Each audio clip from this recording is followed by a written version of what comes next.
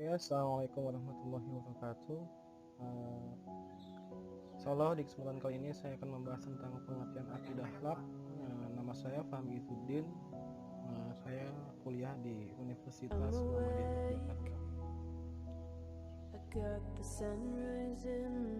Pertama akan saya bahas adalah pengertian akidah akhlak. Menurut bahasa, kata akidah akhlak berasal dari bahasa Arab yaitu aqada yaqidu. Masdarnya aqdan artinya adalah mengikat atau mengadakan perjanjian. Sedangkan akidah menurut istilah adalah sesuatu yang harus dibenarkan oleh hati dan diterima dengan rasa puas serta terhujam kuat dalam lubuk jiwa yang tidak dapat digoncangkan oleh berbagai syubhat atau keraguan-keraguan. Dalam definisi yang lain disebutkan bahwa akidah adalah sesuatu yang mengharuskan hati membenarkannya dan membuat jiwa tenang kepadanya dan menjadi kepercayaan yang bersih dan penyimbangan dan keadilan. Jadi, berdasarkan pengertian di atas dapat dirumuskan bahwa akidah adalah sebuah pokok kepercayaan atau keyakinan hati seseorang tentang ajaran Islam yang wajib dipegangi oleh setiap muslim sebagai sumber keyakinan Islam. Sementara kata akhlak juga berasal dari bahasa Arab yaitu kholaqo, zamannya itu akhlak, yang artinya tingkah laku, rangai tabiat, watak, moral atau budi pekerti. Dalam kamus besar bahasa Indonesia, akhlak dapat diartikan menjadi seperti kelakuan. Jadi, akhlak merupakan sikap yang telah melekat pada diri seseorang yang secara spontan diwujudkan dalam tindakan atau perbuatan.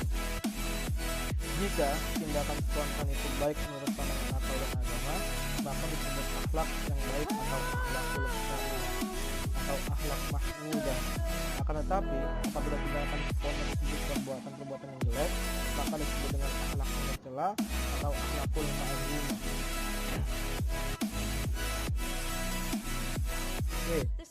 Dasar akidah akhlak.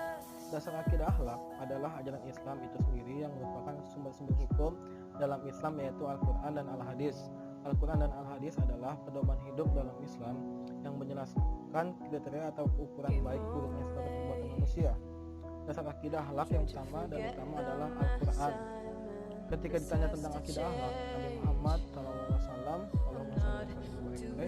Siti Aisyah berkata, dasar akidah akhlak Nabi Muhammad SAW adalah Al-Quran. Islam mengajarkan agar umatnya melakukan perbuatan baik dan menjauhi perbuatan buruk. Ukuran baik dan buruknya tersebut dikatakan dalam Al-Quran. Karena Al-Quran merupakan firman Allah, maka kebenarannya harus diakui setiap muslim. Dalam surat Al-Maidah ayat 15 sampai 16 disebutkan yang artinya sesungguhnya telah datang kepada Rasul kami menjelaskan kepada mereka di sisi Alkitab yang kami sembunyikan dan banyak pula yang dibiarkannya. Sesungguhnya telah datang kepadamu cahaya dari Allah dan kitab yang menerangkan. Dengan kitab itulah Allah menunjuk orang-orang yang mengikuti keridhaannya ke jalan keselamatan. Dan dengan kitab itu pula Allah mengeluarkan orang-orang itu dari gelap gulita kepada cahaya yang terang benderang dengan izinnya dan menunjukkan mereka jalan yang lurus atau disebut dengan sirotol. Sebelum ketiga ini, kita bahas tentang tujuan akidah akhlak. Akidah akhlak harus menjadi pedoman bagi setiap muslim. Artinya, setiap muslim atau umat Islam harus meyakini pokok-pokok kandungan akidah akhlak tersebut. Adapun tujuan akidah akhlak itu adalah memupuk, mengembangkan dasar Tuhan yang sejak lahir. Manusia adalah makhluk yang berketuhanan. Sejak dilahirkan manusia tergolong mengakui adanya Tuhan. Firman Allah dalam surat Al-Araf ayat 172 sampai 173 yang artinya, dan ingatlah ketika Tuhan mengeluarkan kehinaan anak-anak Adam dan sulbi mereka dan Allah mengambil kesaksian terhadap jiwa mereka. Seraya berfirman, bukanlah aku ini Tuhanmu? Mereka menjawab, betul, engkau adalah Tuhan kami. Kami jadi saksi. Kami lakukan yang demikian itu agar di hari kiamat kamu tidak mengatakan, sesungguhnya kami Bani Adam adalah orang-orang yang lengah terhadap ini atau terhadap keesaan Tuhan. Atau agar kamu tidak mengatakan, sesungguhnya orang-orang tua kami telah mempersekutukan Tuhan sejak dulu, sedang kami ini adalah anak-anak keturunan yang datang sesudah mereka. Maka, apakah engkau akan membinasakan kami karena perbuatan orang-orang yang sesat dahulu? Dengan naluri ketuhanan, manusia berusaha untuk mencari Tuhannya.